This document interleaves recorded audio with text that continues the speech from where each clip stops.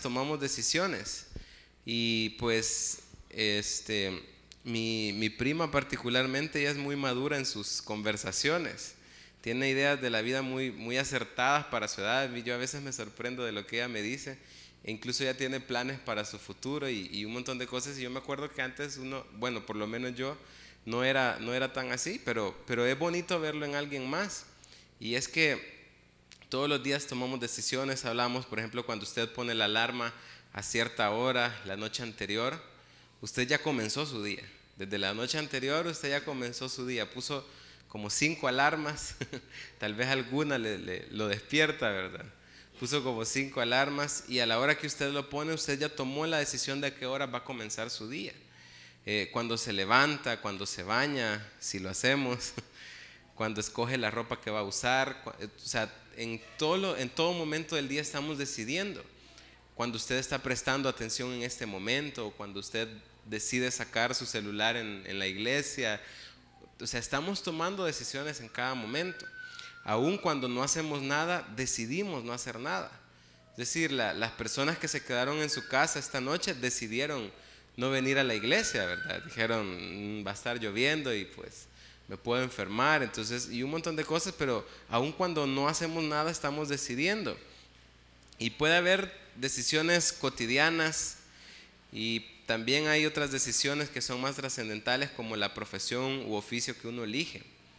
Yo recuerdo que cuando elegí mi carrera, yo no tenía muy claro qué era lo que quería estudiar.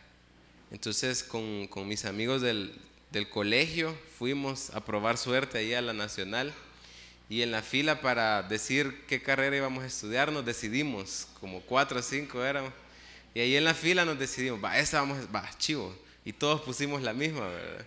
Entonces unos ni siquiera la terminaron porque probablemente no les gustó, pero uno está decidiendo, y eso es trascendental porque imagínese, es de lo que uno vive después.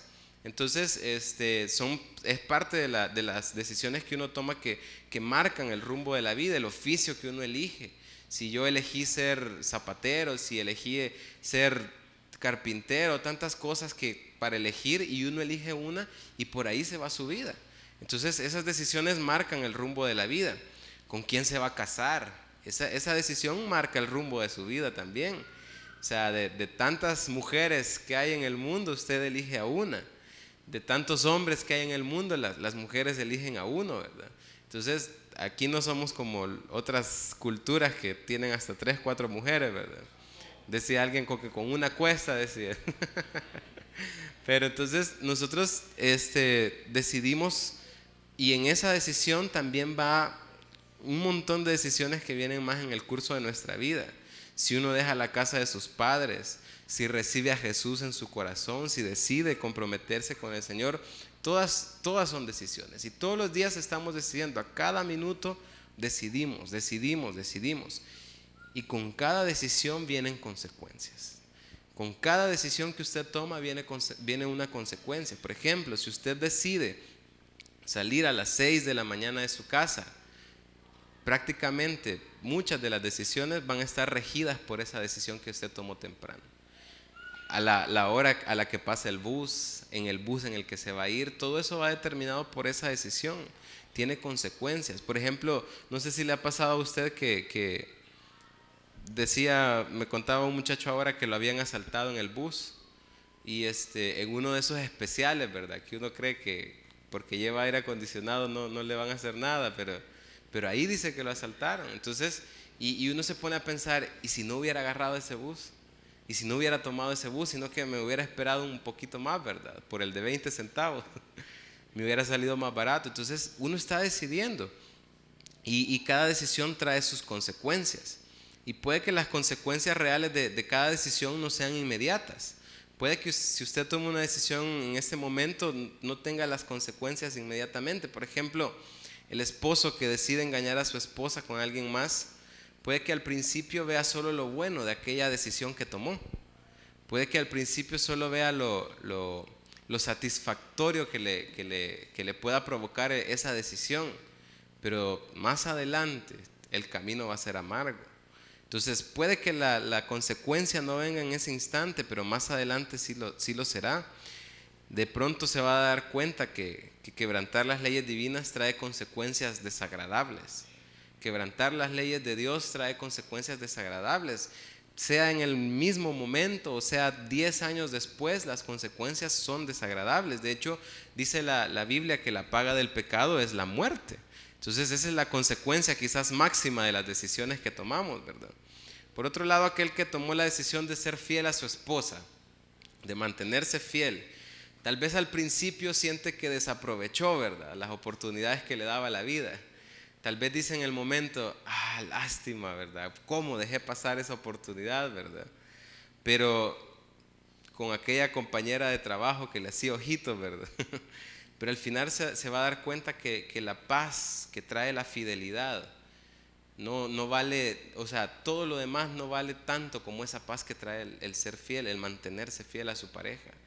Es decir, el hecho de estar contentos en la casa, sin pleitos, por esa índole, ¿verdad? Tal vez habrá otro tipo de pleitos, pero por ese motivo, porque yo decidí ser fiel y las consecuencias a largo plazo van a ser positivas para mí, porque yo me mantuve firme a serle fiel no solo a mi pareja, porque cuando somos fieles a nuestra pareja también estamos siendo fieles a Dios, porque Él es el que nos demanda eso de nosotros. Entonces él también, o esa acción, esa decisión trae consecuencias positivas a nuestra vida. Y eso es solo un ejemplo de todas las decisiones y sus consecuencias. Si tomáramos siempre buenas decisiones, seríamos perfectos y podríamos cumplir con aquella palabra que dice Primera de Pedro 1:15, sino como aquel que os llamó es santo, sed también vosotros santos en toda vuestra manera de vivir. En toda vuestra manera de vivir. ¿Qué quiere decir eso? Quiere decir tomar buenas decisiones siempre.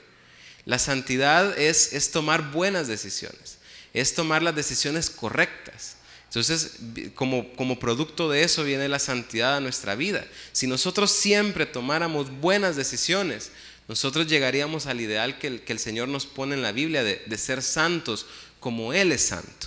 Porque si usted ve a Jesús, toda su vida está llena o repleta de buenas decisiones. Él siempre tomó la mejor decisión de las opciones que se le presentaban. Viene Satanás, le ofrece una oportunidad y él toma la decisión correcta de no hacerle caso a Satanás, sino que de seguir al Señor, de seguir al Padre. Entonces, todo eso viene como consecuencia de tomar buenas decisiones.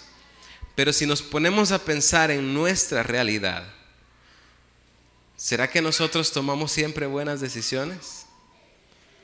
¿O será que de repente, casi siempre, nos arrepentimos de haber hecho, dicho o pensado algo? No hay día de Dios, diría alguien, que no me tope con que me arrepentí de haber dicho eso. Me arrepentí de haber hecho aquello. ¿Por qué hice esto? ¿Por qué hice lo otro? ¿Por qué pensé en esto? Nosotros no tomamos buenas decisiones muchas veces. Usted no me va a dejar mentir, pero incluso a veces con la ropa nos cuesta tomar buenas decisiones. Y en algo tan sencillo probablemente, que tal vez no venimos bien combinados, ¿verdad? No me miren, hermano. Pero en algo tan sencillo a veces tomamos malas decisiones. A veces nos equivocamos con cosas totalmente diferentes, más grandes. ¿Qué decir de la jovencita que decidió entregarse a su novio y ahora tiene que enfrentar un embarazo no deseado? O del hombre que decidió comenzar a beber y ahora es un alcohólico adicto a alguna droga. O de la persona que comenzó viendo imágenes en internet y ahora no puede dejar de ver pornografía en la internet. O de la persona que decidió acostarse con alguien ignorando que tenía SIDA. Y de esos hay muchos casos. Yo he trabajado en lugares repletos de gente y he conocido casos de personas que no sabían que tenían SIDA, las personas con las que empezaron a relacionarse y se relacionaron más allá de lo debido y terminaron contrayendo una enfermedad. Decisiones, malas decisiones. Podemos hablar también del que se equivocó de carrera o piensa o siente que se equivocó de carrera, o el que piensa que se equivocó de esposa o de esposo. Qué difícil puede ser eso, ¿verdad? el que se metió en deudas innecesarias y terminó estafando incluso a su propia familia. Imagínense cuántas decisiones equivocadas podemos tomar en un segundo. Las decisiones a veces no son como que uno las piensa y las repiensa, ¿verdad? A veces uno actúa en un segundo de impulso, de emoción, de tantas cosas. Uno hace cosas que después se arrepiente. Y qué difícil es que tomamos malas decisiones. ¿Qué decir de la persona que tomó la decisión de quitarse la vida? Una decisión de la que ya no hay vuelta atrás, de la que ya no se va a levantar. Es decir, tomamos malas decisiones y todos los días se dan ese tipo de decisiones. Algunas cerca de nosotros, algunas las tomamos nosotros mismos, tomamos malas decisiones, decidimos y nos arrepentimos. Algunos incluso se arrepienten de no haber decidido. ¿Por qué no estudié cuando pude? ¿Por qué nunca le dije que me gustaba? ¿Por qué no acepté ese trabajo aquella vez? Y tantas decisiones que no las tomamos y también nos arrepentimos. Y pensamos y sentimos que fue la decisión equivocada. Se sorprendería la cantidad de personas que viven atados a decisiones que tomaron en el pasado. Hay personas que viven atados a decisiones que tomaron 20 años atrás y todavía les atormenta. Hay personas que viven atados a esas cosas, pero ¿por qué tomamos malas decisiones? La primera mala decisión fue tomada por Adán y Eva, ¿verdad? Y desde entonces nos persigue como una maldición el tomar malas decisiones. Y desde esa mala decisión en el Edén, nosotros venimos maleados. Tomamos malas decisiones porque podemos tomar malas decisiones. Usted toma malas decisiones porque puede, así de sencillo. Usted toma malas decisiones porque puede. Cualquiera puede decir que tomamos malas decisiones por el pecado que hay en nosotros y en cierta medida eso es cierto. Pero si usted se da cuenta, Adán y Eva no habían pecado antes de tomar esa mala decisión que tomaron, ¿verdad? Que nos afectó incluso a nosotros, que tiene consecuencias incluso con nosotros. Entonces, ellos no conocían el pecado antes de probar el fruto prohibido. Y es porque también el pecado es una decisión. Usted decide pecar, yo decido pecar, lo decidimos y después se gesta el acto o el pensamiento incluso, porque Jesús dice que pecamos hasta con el pensamiento. El pecado es siempre una mala decisión y cuando nos decidimos por el pecado es cuando tomamos malas decisiones. Cuando decidimos satisfacer nuestros gustos antes de los de Dios, estamos tomando malas decisiones. Cuando la persona que está a punto de meterse en una deuda y dice, por aquí es, a pesar de que no lo necesita, a pesar de que Dios no lo está guiando por ahí, y toma esa decisión, está tomando la decisión equivocada. Con las decisiones pasadas nada podemos hacer. Usted ya no puede hacer nada con la decisión que tomó de cómo venirse vestido, ¿verdad? Ya nada podemos hacer. Ya nada puede hacer con la decisión que tomó hace 20 años de estudiar o no estudiar. Ya nada podemos hacer. Lo único que nos resta es asumir las consecuencias y seguir adelante, seguir adelante. No puede mantenerse atado usted a una mala decisión durante toda su vida, porque esa no es la vida que Dios diseñó para nosotros. Dios no lo diseñó a usted para estar amargado por una mala decisión que tomó en el pasado. Dios no lo diseñó para eso. Si usted está amargado por una decisión que tomó en el pasado, déjeme decirle que le es necesario nacer de nuevo, porque Dios no nos diseñó para eso. Dios nos creó para que vivamos una vida y una vida en abundancia, porque eso es lo que Él vino a traernos con su muerte, Jesús. Entonces, cuando nosotros decidimos llevar una vida de amargura, de culpa, de reproche, de remordimiento, entonces no estamos decidiendo por la vida que Jesús planeó para nosotros. Entonces, Dios no planeó su vida para que usted estuviera atado a esas cosas. Hebreos capítulo 12 versículo 1 dice: por tanto nosotros también, teniendo en derredor nuestro tan grande nube de testigos, despojémonos de todo peso y del pecado que nos asedia, y corramos con paciencia la carrera que tenemos por delante. Ahí hay dos cosas de las que tenemos que despojarnos: de todo peso y del pecado que nos asedia. Es decir, no está diciendo que es lo mismo, sino que si usted carga con cosas del pasado, usted debe despojarse de esas cosas para seguir corriendo la carrera. Aquí está la imagen de, por ejemplo, el escritor lo compara con las competencias que habían en esa época. Y se imagina usted en este tiempo que un corredor, digamos, por el pecado que nos asedia, que un corredor se emborrache toda la noche y al día siguiente tiene que ir a correr, va todo reventado, como podemos decir. Es decir, no va a rendir como debería, ¿verdad? Y todo peso, dice usted, viene el corredor, otro corredor, y toma agua, se ejercita, se prepara, pero cuando va a empezar la carrera, lleva un gran mochilón de soldado. No va a rendir como debería. Y muchos de nosotros somos eso. El pecado y los pesos que andamos llevando nos asedian y no nos dejan correr la carrera que Dios diseñó para nosotros. Dios diseñó una vida buena para nosotros, pero nosotros no, por nuestras malas decisiones, no podemos correr la carrera que Dios diseñó para nosotros. Entonces el escritor dice: y corramos con paciencia la carrera que tenemos por delante. Y es probable que hayamos dicho cosas de las cuales nos arrepentimos, pero si se mantiene pensando en ellas, va a andar llevando un peso que va a detener la vida que Jesús nos da en abundancia. Una vez el pastor dijo una frase que nunca olvidé y que espero no olvidar jamás. Y dijo: toma una decisión lo más sabiamente que puedas y luego olvídala. Tomemos las decisiones lo más sabiamente que podamos y después olvidémonos, porque ya no podemos hacer nada por esa decisión. No sé si él se la inventó o la vio en algún lado, ¿verdad? Pero no podemos vivir con las decisiones del pasado. Si usted tomó una mala decisión, hermano o hermana, y se arrepiente, venga a los pies de Cristo y dígale: Señor, perdóname por esto que hice, pero sigamos adelante y a seguir la carrera. Largo camino nos queda por seguir. No puede quedarse usted lamentándose por las cosas que hizo o dejó de hacer, porque nada podemos hacer por el pasado. Lo que nos resta es tomarnos de la mano de Dios y seguir adelante. Usted necesita seguir adelante, no podemos quedarnos atascados. Pero entonces surge la otra pregunta, ¿verdad? ¿Cómo tomo buenas decisiones?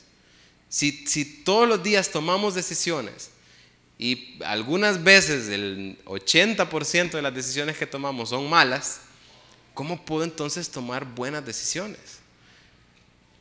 Y hoy quiero hablar de algunos principios bíblicos que nos pueden ayudar a tomar buenas decisiones. En primer lugar, tenemos que conocer qué es lo bueno. Debemos conocer qué es lo bueno. Para usted tomar buenas decisiones tiene que saber qué es una buena decisión. No podemos tomar buenas decisiones hasta que sepamos distinguir correctamente entre lo bueno y lo malo. Proverbios 16:25 dice: hay camino que parece derecho al hombre, pero su fin es camino de muerte. Hay cosas que nos parecen buenas, pero que no lo son. Entonces hay cosas que decimos: sí, esta es la mejor decisión, pero probablemente no sea el camino que Dios quiere para nosotros. Entonces hay camino que a uno le parece que es correcto, pero su fin es camino de muerte, dice ahí. Entonces viene la compañera de trabajo, la compañera de la universidad, alguien por ahí, y empieza a mandarle mensajitos, ¿verdad? Y de repente empiezan a sentirse subidos de tono los mensajitos. O viene el compañero y le empieza a mandar mensajitos a la esposa, ¿verdad? Y de repente empiezan a sentirse subidos de tono. Y a veces dice uno: no, pero si esto no está mal, solo son mensajes. Decía un predicador: yo procuro ser fiel a mi esposa aún con el pensamiento. Aún con el pensamiento yo procuro serle fiel a mi esposa, porque eso es a lo que Dios nos ha llamado. ¿Será que somos fieles con el pensamiento? Y decía, entonces imagínense, uno empieza a decir: no, hombre, sí, esto, y a uno le parece correcto, al hombre le parece derecho ese camino, pero su final es camino de muerte. No, es que en la empresa, para poder pertenecer a un grupo social, hay que tomarse sus traguitos. Y le parece correcto, pero su final es camino de muerte. Y a veces son cosas pequeñas y uno dice: No, hombre, si todos copian en el examen, pero su final es camino de muerte. Entonces, a uno le parece correcto. Por eso necesitamos entender qué es exactamente lo bueno. Necesitamos saber qué es exactamente lo bueno. Para tomar buenas decisiones, debemos estar seguros qué es lo correcto. Porque podríamos pecar de ilusos, ¿verdad? Hay otro proverbio que dice que no seamos sabios en nuestra propia sabiduría. O sea, necesitamos saber saber cuál es el estándar de lo bueno. ¿A qué me tengo que comparar yo o a qué tengo que comparar esa acción para decir que es buena o no? Entonces, ¿a dónde encontramos lo que es bueno? Y aquí va el segundo principio. El primer principio es que tenemos que saber qué es lo bueno, pero ¿dónde lo encontramos? Todo lo bueno está en Dios, hermanos. Todo lo bueno está en Dios. Dios es la medida con la que se mide lo bueno. Porque ser bueno es uno de los atributos distintivos de Dios. Él es bueno. Ninguno de nosotros es bueno por naturaleza. Ni usted ni yo somos buenos. De hecho, en Marcos capítulo 10, versículo 17, dice: al salir él para seguir su camino, está hablando de Jesús, vino uno corriendo e hincando la rodilla delante de él le preguntó: Maestro bueno, ¿qué haré para heredar la vida eterna? Jesús le dijo: ¿por qué me llamas bueno? Ninguno hay bueno sino solo uno, Dios. Porque Él es bueno en su esencia. Nosotros podemos tener acciones bondadosas. Usted y yo podemos tener acciones de bondad, pero no somos buenos. No somos buenos. No somos buena pieza, decía alguien por ahí. Usted y yo no somos buenos. Por ejemplo, a mí me enseñaron a coser cuando trabajé en una maquila. Me enseñaron a coser, me enseñaron a hacer calzoncillos. Me enseñaron a coser. Pero eso no es lo que me define a mí. Yo tal vez lo puedo hacer, pero no es lo que define mi trabajo. Las personas que lo hacen, para ellas sí define su trabajo. Pero nosotros podemos tener acciones bondadosas, pero no es lo que nos define.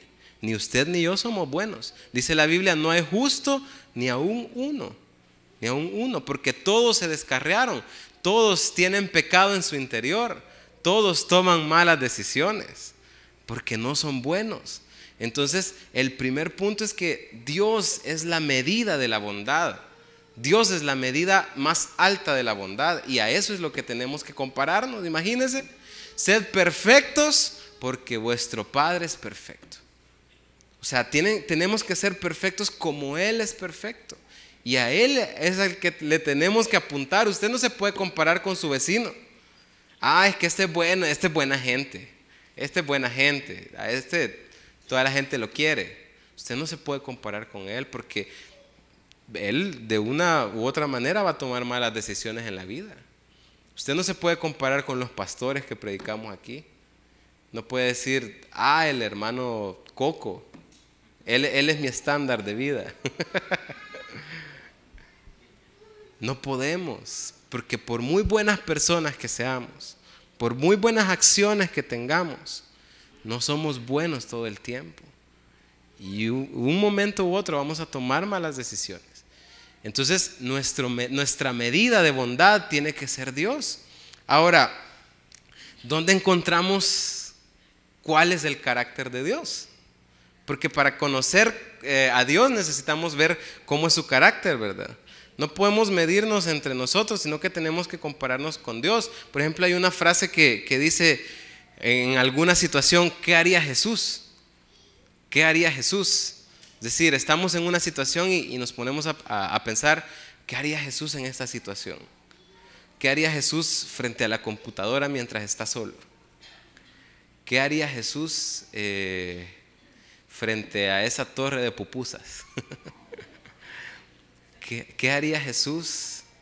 Es decir, esa es la comparación, ¿verdad? Pero el carácter de Dios lo conocemos a través de su revelación a nuestra vida.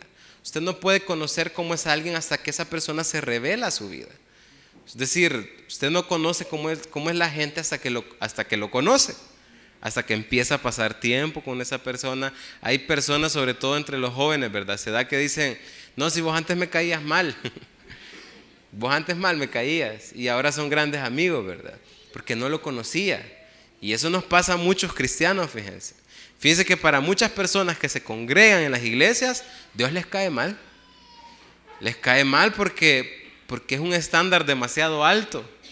Y como no lo conocen, como no han llegado a profundizar con Él, les cae mal. Les cae mal. Decía alguien, algunos se imaginan, dice, que Dios es un viejito gruñón que está esperando a ver en qué nos equivocamos para venir y castigarnos. Y ese no es Dios. Dios es diferente. Dios, o sea, cuando uno conoce el carácter de Dios, uno se va dando cuenta de todo lo bueno que Él es, de todas las cosas que Él tiene para nosotros y que nos la da sin tantas cosas. Entonces, nosotros conocemos el carácter de Dios a través de su revelación a nuestra vida. Ahora, ¿por medio de qué se revela Dios a nuestra vida? En primer lugar, Él se revela a nuestra vida por medio de su palabra. Por medio de su palabra usted puede conocer el carácter de Dios. Ahí están las ordenanzas de Dios, los mandamientos de Dios, los preceptos de Dios, principios que podemos aplicar a nuestra vida. Todo el carácter de Dios está en su palabra. Incluso en la persona de Jesús nosotros podemos conocer a Dios. Todo lo que Jesús hizo, es el reflejo del Dios, del Dios Padre. Todo lo que Jesús vino a hacer a esta tierra es el reflejo de Dios Padre. Y cuando Él se enfrenta a Satanás, se enfrenta a la tentación y no cede ante ella, nosotros podemos ver el carácter de Dios. Cuando Él no juzga a la mujer hallada en adulterio, sino que la perdona y le dice vete y no peques más, nosotros podemos conocer el carácter de Dios. ¿Qué tanto nos parecemos a Él? ¿Qué tanto se parece usted a Jesús, hermano o hermana? ¿Qué tanto nos parecemos en el carácter a Él? ¿Qué tanto hemos llegado a la estatura del varón perfecto? Dice la Biblia. ¿Qué tanto nos parecemos que podamos decir yo hago lo que haría Jesús? Miren, muchos de nosotros o muchas de las personas que asisten a las iglesias no conocen a Jesús porque no conocen la Biblia. No conocen a Dios porque no conocen sus Biblias. Si usted se metiera a escudriñar ese libro precioso que tiene en sus manos, usted empezaría a ver cómo es el carácter de Dios. Un Dios que es bondadoso, pero que también es justo. Que paga al pecador por su pecado, pero que también bendice al justo, al que se ampara a su sombra. Es el Dios que protege al que se ampara a su sombra. Es el Dios que perdona. Es el Dios que nos dice sigamos adelante. El carácter de Dios está en su palabra. Y si no conocemos el carácter de Dios por medio de su palabra, no vamos a saber qué es lo bueno de verdad. Es decir, aquí el Señor nos ha dejado la guianza para saber qué es lo bueno. ¿Qué es lo bueno? Hay cosas que al hombre le parecen rectas, pero ¿qué dice la Biblia? Hay cosas que a las personas nos parecen que son el buen camino que debemos seguir, pero su final es de muerte. ¿Por qué? Porque no supimos qué decía la Biblia respecto a eso. Usted se podría evitar un montón de cosas aplicando lo que dice aquí en este libro precioso. Usted podría evitarse, nosotros podríamos evitar, porque yo también tomo malas decisiones todos los días, hermano. Pero nosotros podríamos evitarnos tantas cosas si conociéramos un poco más el carácter de Dios por medio de su palabra. ¿Qué es lo que Él espera de nosotros? ¿Qué es lo que Él quiere de nosotros? Despójense, dice, del pecado y del peso que los asedia. Despójense. O sea, alguien que no sabe esa palabra vive toda su vida martirizándose por las decisiones que tomó. Entonces nosotros necesitamos conocer a Dios a través de esta que es su revelación general. La revelación general está a través de su palabra, pero también hay una revelación personal de Dios para con sus hijos, y esa es a través de la comunión que usted pueda tener con Él. Usted puede conocer el carácter de Dios por medio de su palabra, pero también puede conocer el carácter de Dios por medio de su comunión con Él. Entonces necesitamos conocer al Señor. La revelación general está en su palabra y la revelación personal viene a través de una comunión con Él. Esas son las dos grandes fuentes de revelación de Dios al hombre. Para tomar buenas decisiones, yo debo conocer su carácter a través de su palabra y a través de la oración. En la oración el Señor se nos revela. Yo no sé cuántas veces a usted Dios le ha hablado a través de la oración, pero qué bonito se siente cuando Dios nos dice: mira, por ahí no es, burro, por ahí no es.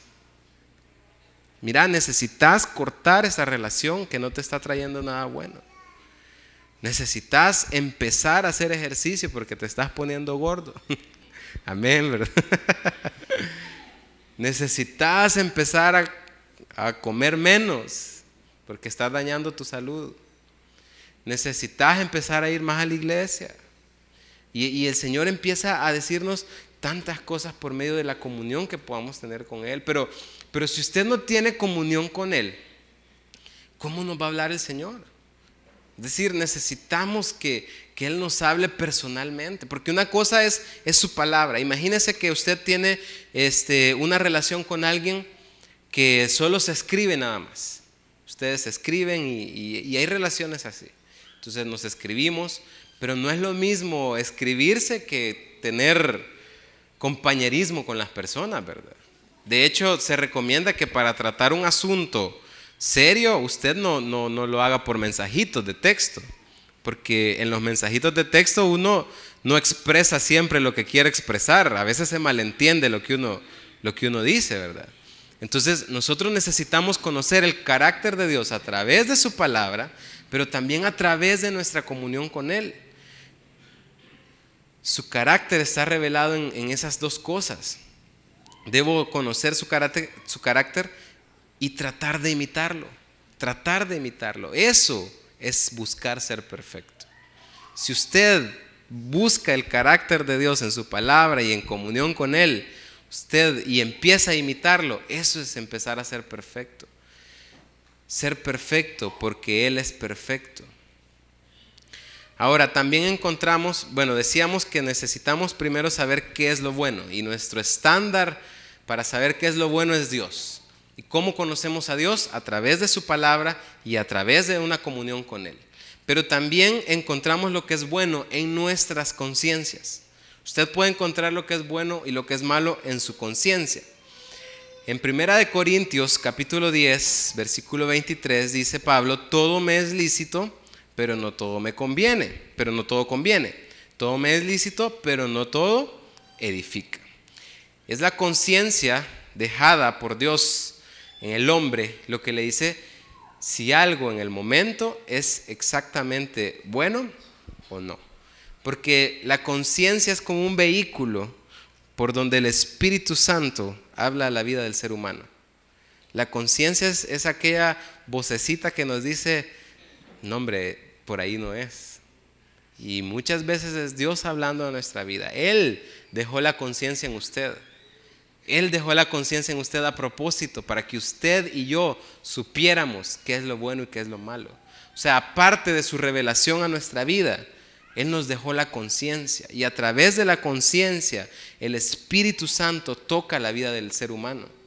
Dice la Biblia que uno de los ministerios, o quizás el ministerio primordial del Espíritu Santo, es convencer al mundo de pecado. Es convencerlo a usted y a mí de que estamos mal. Ese es el ministerio principal del Espíritu Santo. No tanto las obras milagrosas, ¿verdad? O las manifestaciones del Espíritu, sino más bien convencerle a usted y a mí de que estamos mal, de que necesitamos a Dios. ¿Y a través de qué hace eso? A través de la conciencia. Le empieza a decir: estás mal, estás mal. La conciencia nos empieza a decir: estás mal, estás mal. Y no es como la de Pedro Picapiedra, ¿verdad? Que le aparecía un ángel y un diablito, ¿verdad? Sino que es el vehículo que Dios utiliza para llamar nuestra atención y decirnos: por ahí no es, por ahí no es. Y la conciencia, Dios se la da, gloria a Dios por la conciencia, porque es lo que nos ayuda a regresar al Señor. Es el vehículo por donde Dios entra a nosotros y nos dice: regresar, necesitas regresar. El pasaje que leímos da alguna luz de cómo podemos evaluar nuestras decisiones a través de la conciencia. Y eso lo hace primeramente, Pablo dice: evalúen sus decisiones a través de estos dos principios. Dice: todo me es lícito. Es decir, yo puedo hacer cualquier cosa porque yo puedo decidir. Decíamos, porque tenemos voluntad, porque podemos hacerlo, entonces decidimos. Todo me es lícito. Usted puede hacer cualquier cosa. Usted puede en este momento perfectamente levantarse y salir corriendo. Probablemente no lo vamos a hacer, ¿verdad? Pero lo podemos hacer. Entonces es una decisión. Ahora, ¿por qué filtro debemos pasar nuestras decisiones? En primer lugar dice, todo me es lícito, pero no todo conviene. No todo conviene. Entonces, yo puedo hacer cualquier cosa, pero no todas las decisiones que tome me conviene. Esto que estoy a punto de hacer, ¿me conviene? Si yo puedo evaluar mis decisiones a través de este filtro, probablemente yo pueda empezar a tomar mejores decisiones.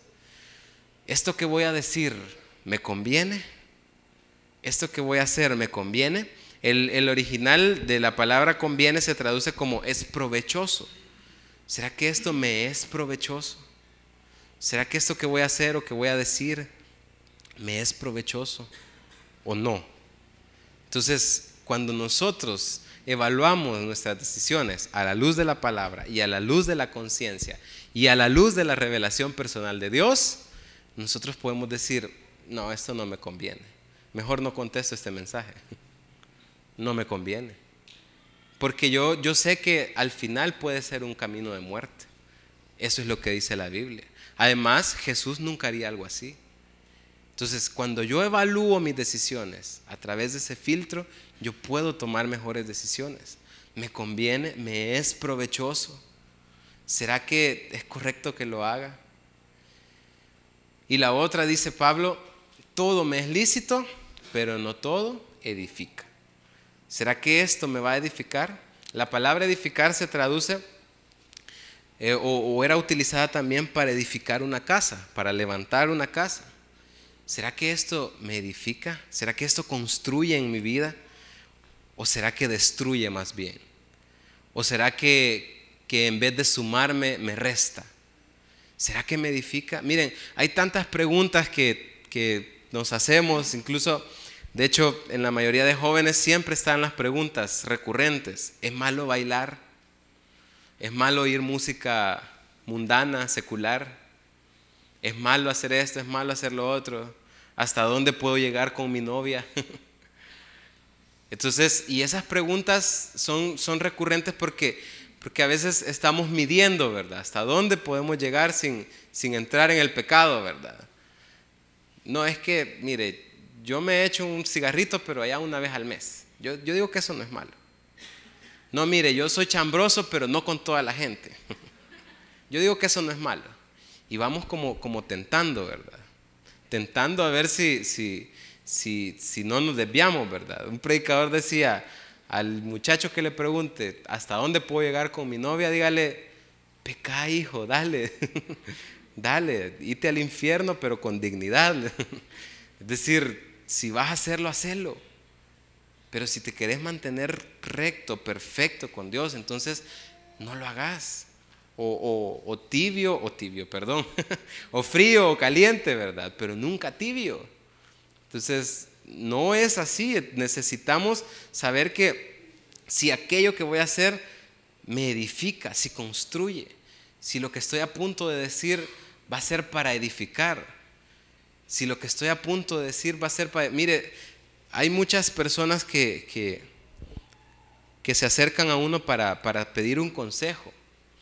Y uno cuando da un consejo tiene que evaluar lo que va a decir, pero exageradamente. Usted tiene que saber si lo que va a decir en ese momento va a construir o va a destruir.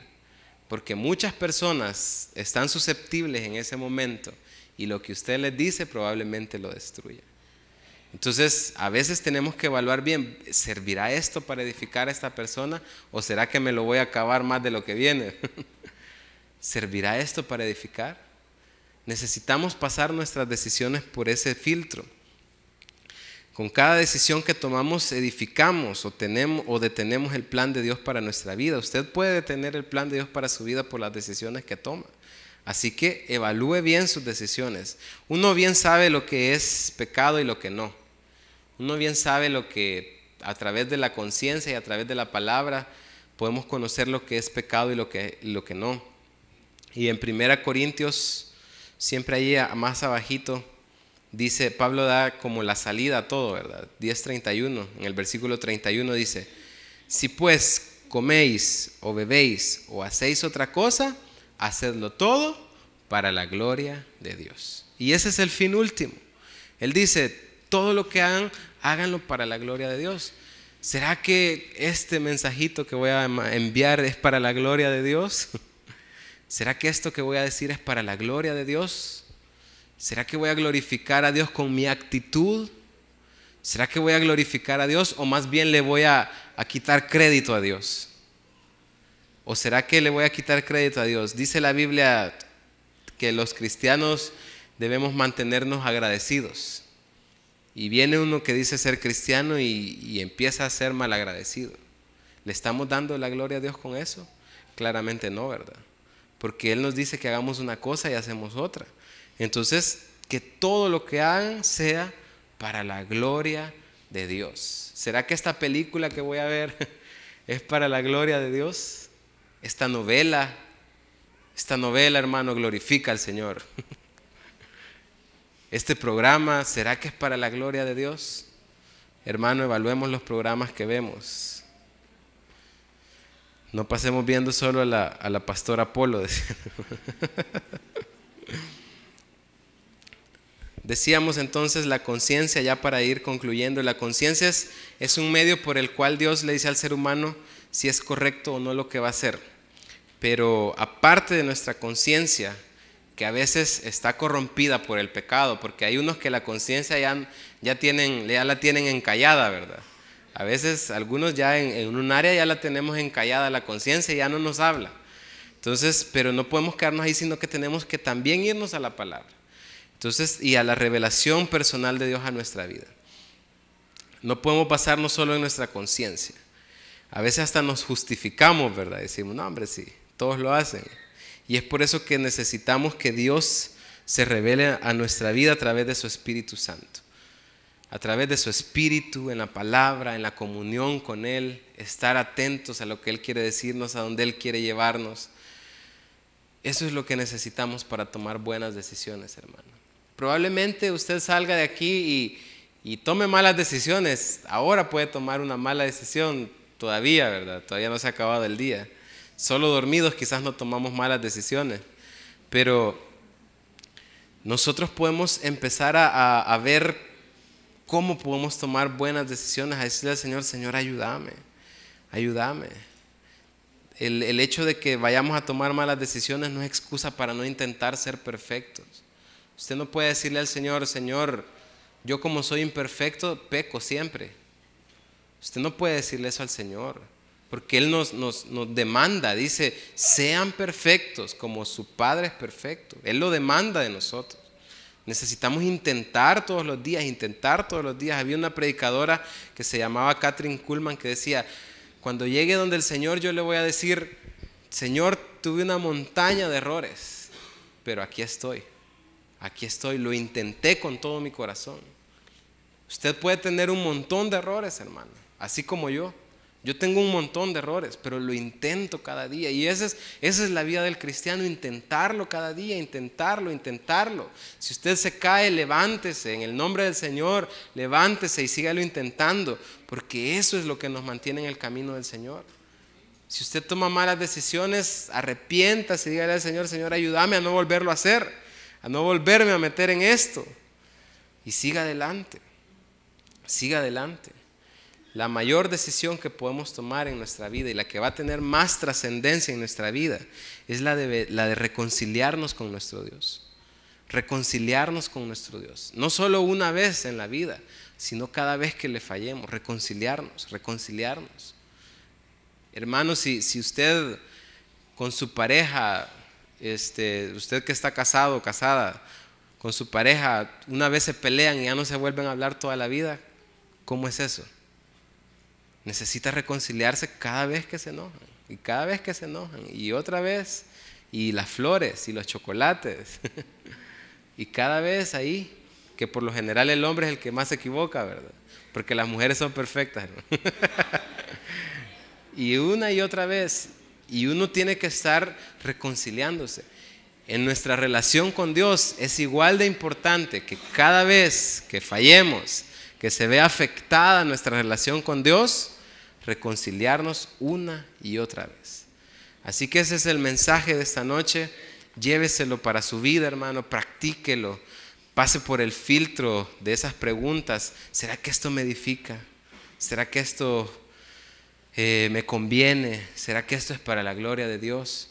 Y empecemos a tomar mejores decisiones. Yo le pido a Dios que nos ayude para que usted pueda empezar a tomar mejores decisiones en su vida. Vamos a orar también para ir finalizando y que Dios nos ayude a tomar buenas decisiones. Señor, te damos gracias por esta noche. En el nombre de Jesús venimos delante de ti para